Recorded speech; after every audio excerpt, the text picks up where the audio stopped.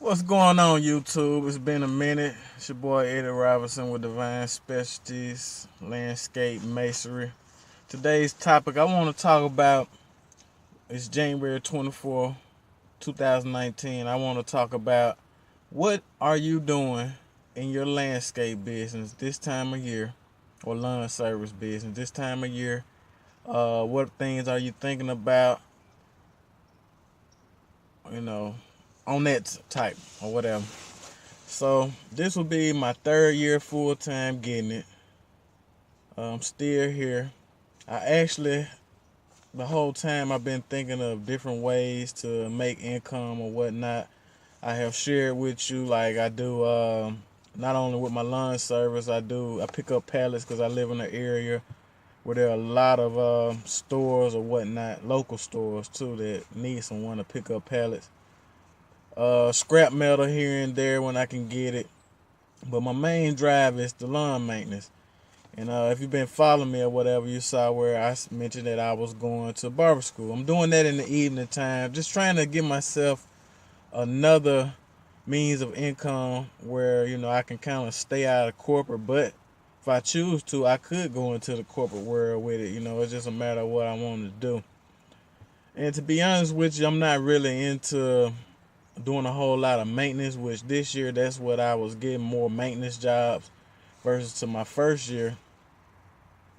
With 2018, I was getting more maintenance jobs, and then my first year, 2017, I was getting a lot of projects where I was cutting down big, tall, overgrown shrubs, ripping them out, replacing them with other more landscape work, so to speak.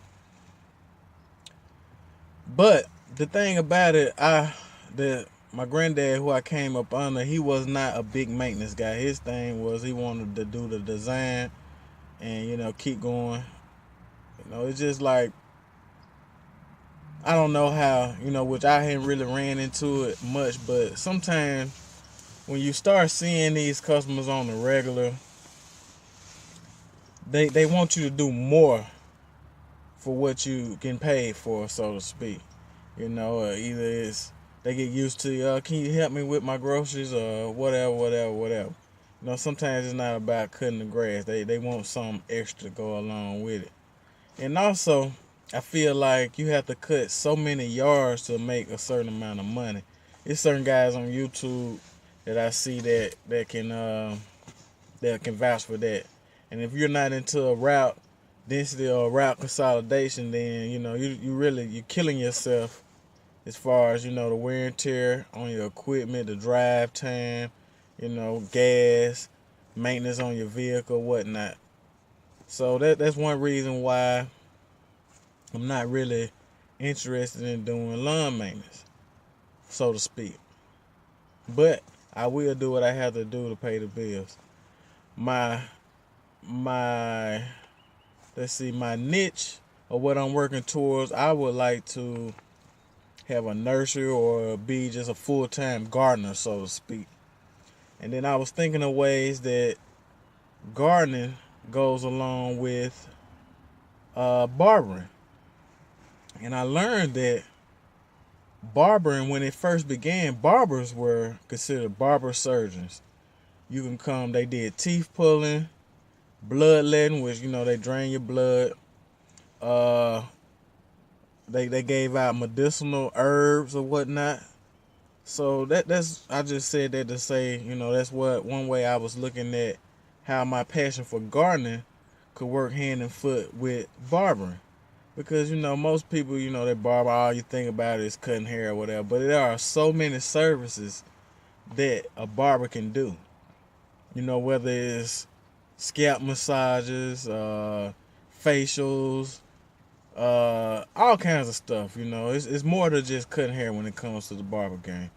And like I said, with my passion for gardening, I'm gonna focus this year, which a lot of this prior to this was a lot of trial and error. Excuse me. So my focus is gonna be herbs, and I'm gonna grow a few vegetables that I had luck with. I had luck with watermelon last year. Okra did well. Cucumbers did well, but my focus is gonna be in peppers, bell peppers, jalapeno peppers, my focus is going to be herbs and, a few vegetables, spices, peppers, or whatnot. Because I want to get into oils. Somebody riding by, sorry. But yeah, I want to get into oil making.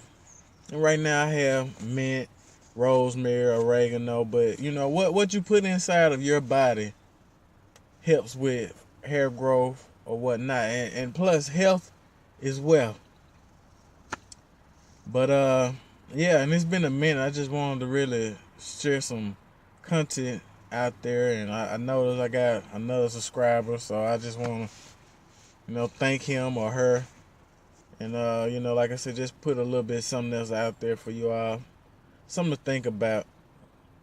Because and then I'm sorry, that's what I was getting at with my lawn business. There's a lot of things that you're gonna go through. You don't, they tell you need a business plan, whatever.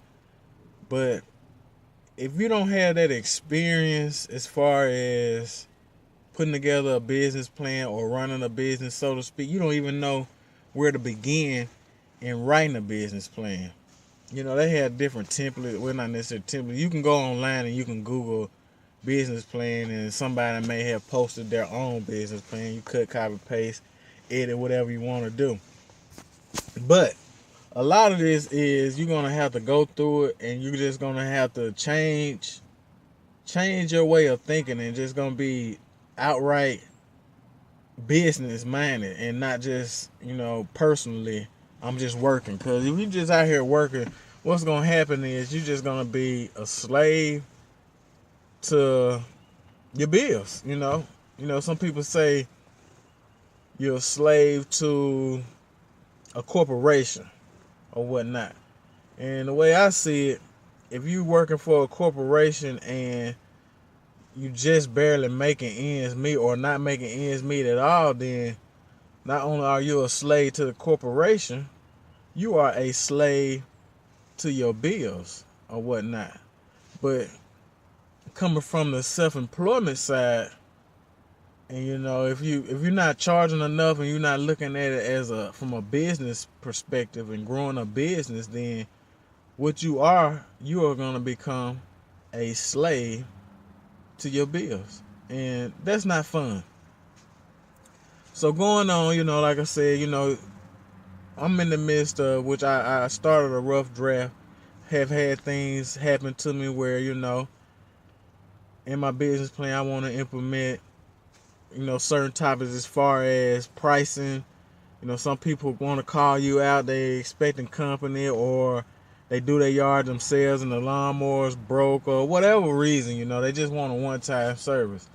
So their price should not be the same as what you would charge somebody bi-weekly or weekly, so to speak, to do their yard. And also with your regular people that's coming every 2 weeks or whatever, rain, sometimes when it rain you might get back behind 14 plus days on your yards.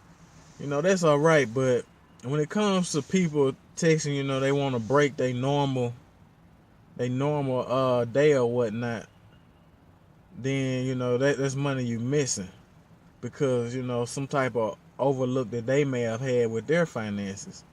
So I want to implement that into my business plan where I'm not necessarily pushing a contract on people, but hey, this is me. These are my terms and conditions, so to speak. Just I really don't like to text or call people and let them know, hey, I'm coming. But then I've had times where I have showed up, did the yard, and as I'm doing the yard and I almost finished, they pull up, oh, I didn't think you were, I wanted you to wait, I didn't get my check, just little crap. And then, never hear back from them. And also I like to implement getting people to pay a deposit for me to come out. This year I really wasn't doing a whole lot of quotes, because I found out my first year that running around here doing these quotes for people, just any given day they call, if I'm free, just go out there and give a quote. And I've been out there. I had to drive to the location, 25 minutes to a location, 25 minutes to a location. And then with that, I might spend an hour, looking around, or just people just want to talk. It seems like they just picking your brain, so to speak, on what they should do in their yard, or you got do-it-yourselfers, or either they trying to just get 3 quotes, and then they going with the lowest bidder. You really got to get out here, and once you get used to it, you can pretty much ask a person. You can screen them over the phone like, look, tell me more about your project, what you're gonna do, and what are you looking for, and blah blah blah. And once you get used to doing certain jobs or whatnot, you'll get a feel for it, and you can pretty much get them a estimate over the phone. To give them a roundabout estimate. That way they can say, well, I can't afford you, or or tell you to come on in. That's within my budget. So yeah, that like I said, that's one thing to think about too. So not necessarily you're not gonna, but it's gonna take some time. You're gonna have to go through some things before you can finally say, look, I'm fed up with the way things is going. It's some things that I have to change within my business. Just you can't look at this as, okay, I'm just trying to make a little money for my bills, or especially if that's the only thing you're doing. If this is your livelihood, then you need to be looking at it as my business. Now this goes, it's not only for the landscape, this goes for any small business. If you're not business minded, necessarily business minded, or you're just out here doing things by faith or out on a whim, just going, you need to try to put some things down on paper and see which direction that you are headed. Sometimes after your third year or whatever, you have learned some things, some tricks of the trade. You might want to hire somebody, at least one somebody, to help you go and get the job done. You want to be able to afford that person. But it makes no sense to be charging just enough to get by during the summer months, and then when it get cold outside, you have nothing saved. They you can't, or not necessarily can. It's hard to keep your lights cut on, or you about to default or foreclose on your mortgage, or getting eviction notice, or your car's almost about to repossess, or just whatever. Just think about that. Just don't just go out there and be winging it, man. Because you out there winging it, you're not serving yourself any justice. You're gonna eventually phase on out, or you're gonna end up losing everything, or you're gonna have to go back and get you a job. And then the way these jobs is going, unless you're salaried, you're not gonna be making no money, because the hourly people, they only want the companies only want you for busy time. Which I can understand that. I don't feel the need of having somebody working with me full time, and I can't afford to pay them. So, in any business, your payroll is going to be your highest overhead, so to speak.